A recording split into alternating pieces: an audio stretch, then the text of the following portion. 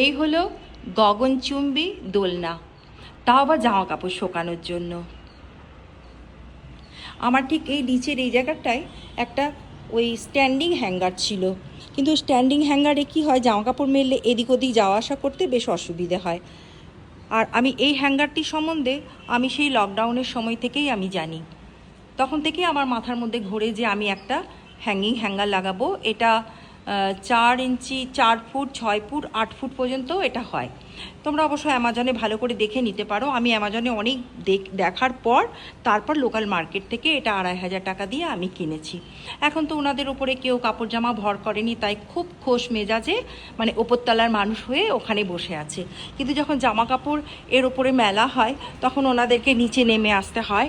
আর নিচে নেমে আসার জন্য আমি এটা নিচে ছেড়ে দিলেই ওপরে চলে যায় আর হ্যাঙ্গারটা নিচে চলে আসে। এরপর আমি আমার জামা কাপড় যা মেলার এখানে সুন্দরভাবে মেলে দিতে পারি। মেলে দিয়ে তারপর তাকে ক্লিপ দিয়ে আবার ঠিক সেই জায়গায় তাকে আবার তুলে দিতে পারি। সুন্দর করে তাকে তুলে দিলাম, সে আবার ওপরে উঠে গেল। এইভাবে জামা কাপড় তারা সবাই বেশ সুন্দরভাবে শীতের দিনে রোদ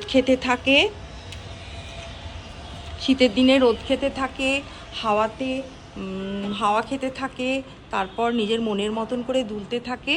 তারপর যখন সব কাজ হয়ে যায় তখন আমি তাদেরকে নিচে নামিয়ে নিই। তো তোমরা কে কে এই হ্যাঙ্গার ইউজ করো আমাকে কিন্তু অবশ্যই কমেন্ট করে জানিও। আর অ্যামাজন থেকে তোমরা এটা সার্চ করে দেখে নিতে পারো।